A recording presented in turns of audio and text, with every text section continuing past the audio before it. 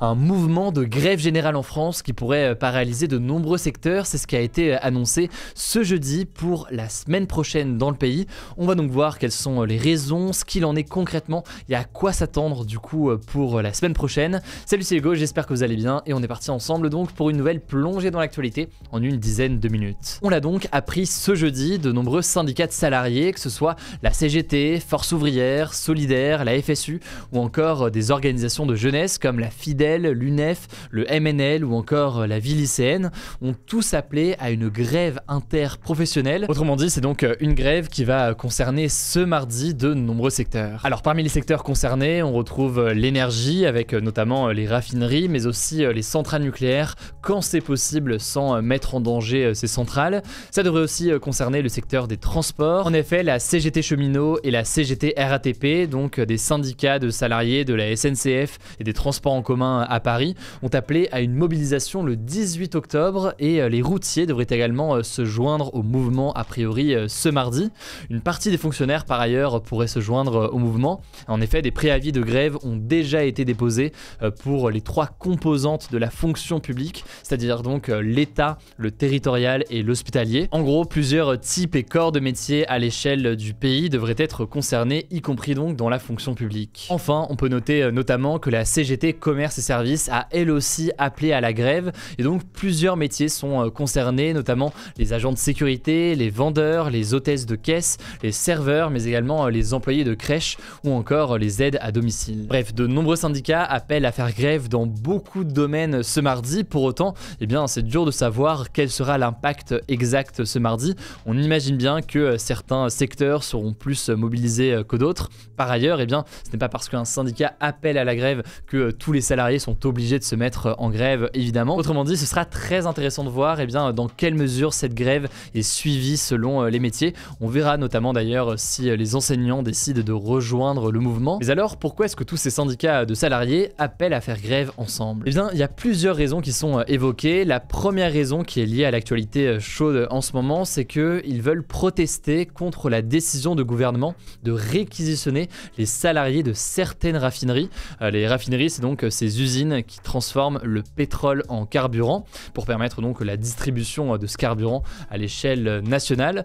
Pour vous remettre un petit peu dans le contexte, même si on en a déjà parlé en début de semaine, mais en fait face au mouvement de grève qui dure depuis plusieurs jours au sein justement de ces raffineries qui font l'essence, eh bien le gouvernement a demandé la réquisition de plusieurs salariés, je cite, indispensables au fonctionnement des dépôts de certaines raffineries en France.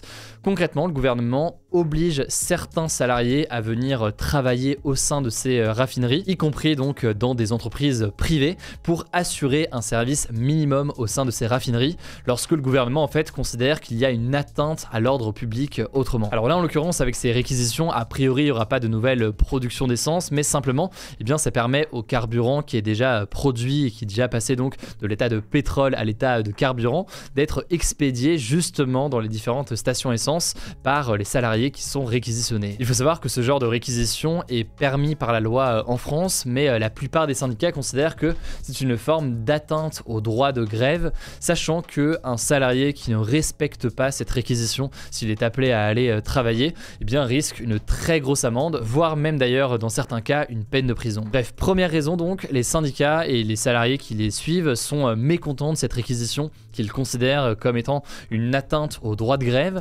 La deuxième raison par ailleurs de cet appel à la grève, eh bien c'est finalement la même raison que les salariés des raffineries au départ qui sont en grève depuis quelques jours.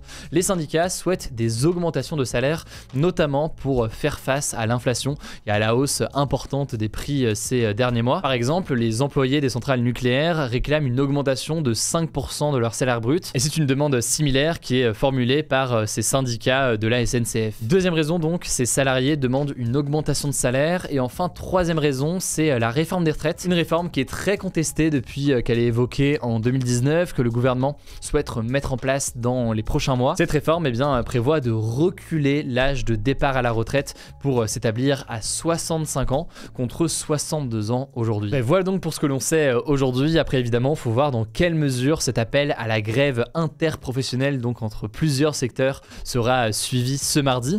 En tout cas, ce qui est sûr, c'est que le mouvement pourrait paralyser un certain nombre de secteurs, notamment le secteur des transports. Je le disais, on verra aussi si les enseignants décident de rejoindre le mouvement. Par ailleurs, en parallèle à cette grève prévue mardi, on peut noter une marche contre la vie chère qui est organisée par le mouvement de Jean-Luc Mélenchon, la France Insoumise, pour ce dimanche. Bref, beaucoup d'actualités en France en ce moment. On verra d'ailleurs comment le gouvernement français réagit à cet appel à une grève interprofessionnelle. Ça promet de faire beaucoup de débats, on en reparlera la semaine prochaine. En attendant, je vous laisse avec Paul pour les actualités en bref et je reviens juste après. On commence avec cette première info, c'est un autre mouvement de protestation en France. Les étudiants en médecine ont fait grève et ont manifesté ce vendredi dans plusieurs villes. Alors pourquoi cette grève? Eh bien ils s'opposent à une mesure annoncée par le gouvernement fin septembre, l'ajout dans les études de médecine générale d'une année de stage en plus, donc d'une 4e année d'internat, et le gouvernement veut inciter les étudiants à faire cette année-là dans des déserts médicaux, donc des endroits où il manque de médecins. Et ça,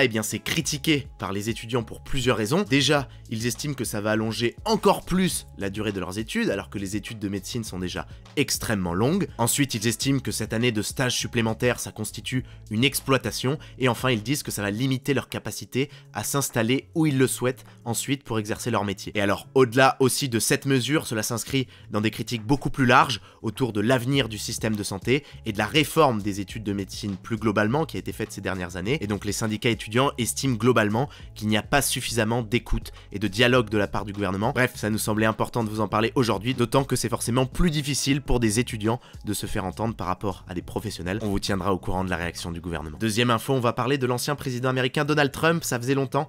La commission chargée d'enquêter sur l'assaut du Capitole à Washington pour empêcher l'investiture du président Joe Biden, a voté à l'unanimité pour que Donald Trump justement soit auditionné, et ça c'est très symbolique. Alors pour ceux qui n'auraient pas suivi, en fait ça fait des mois que cette commission, qui est composée à la fois d'élus démocrates, donc du camp de Joe Biden, mais aussi d'élus républicains du camp de Donald Trump, enquête sur les événements de ce fameux 6 janvier 2021 pour faire la lumière sur qui est responsable de cet envahissement du Capitole. Et donc là, la commission veut écouter la version des faits de Donald Trump pour voir s'il est potentiellement responsable. Elle estime en effet qu'il est, je cite, la personne au cœur de l'histoire et que son intention était de rester au pouvoir. De son côté, Donald Trump qualifie cette commission d'imposture, comme depuis le début.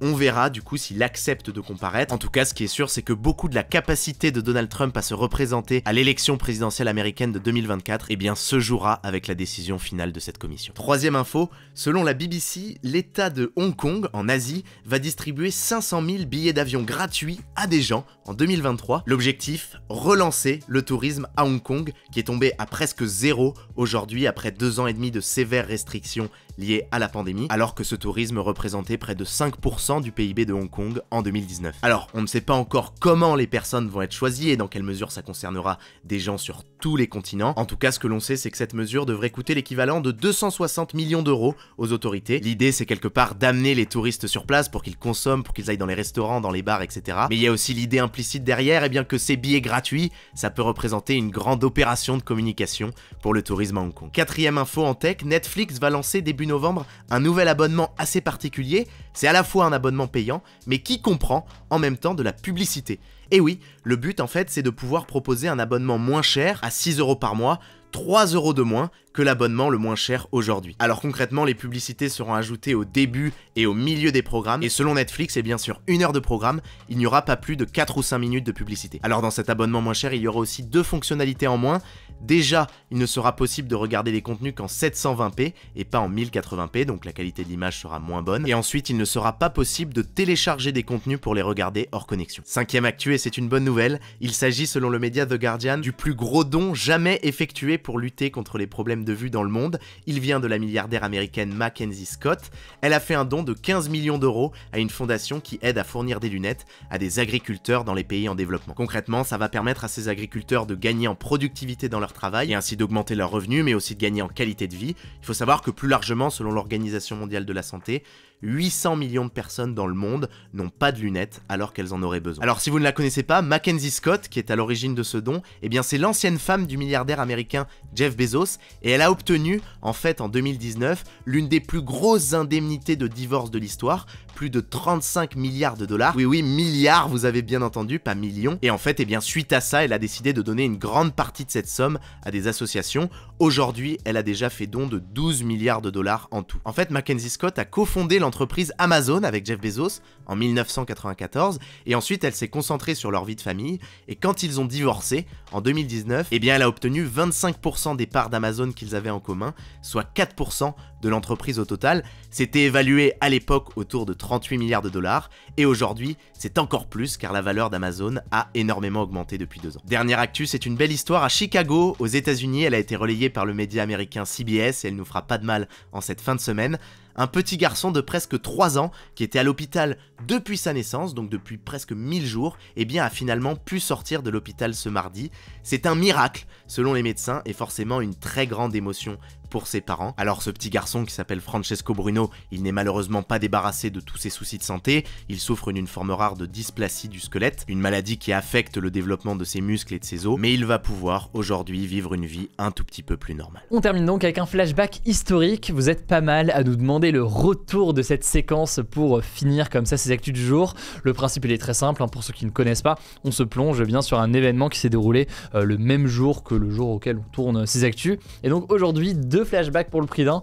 Déjà le 14 octobre 1964, Martin Luther King recevait le prix Nobel de la paix pour sa lutte contre la ségrégation raciale aux États-Unis. C'est donc forcément une date importante, le 14 octobre 1964. Par ailleurs, autre date plus proche de nous qu'on peut noter, il y a 10 ans, le 14 octobre 2012, l'Autrichien Felix Baumgartner réalisait le plus haut saut en chute libre de l'histoire en sautant de 40 km de haut. Alors lors de sa chute, il a dépassé le mur du son en atteignant une vitesse de 1350 km/h, ce qui est aujourd'hui tout simplement un record. Ça avait donné à l'époque des images assez incroyables. Alors si jamais vous voulez vous informer ce week-end, rendez-vous sur Instagram, le nom du compte c'est Hugo Décrypte. On poste plein de contenu exclusif directement là-bas, n'hésitez pas. Vous êtes plus de 2 millions, ça fait très plaisir. Merci pour votre confiance. Et c'est tout du coup pour cette nouvelle plongée dans l'actualité. Prenez soin de vous, prenez soin de nos proches, et puis on se dit à lundi.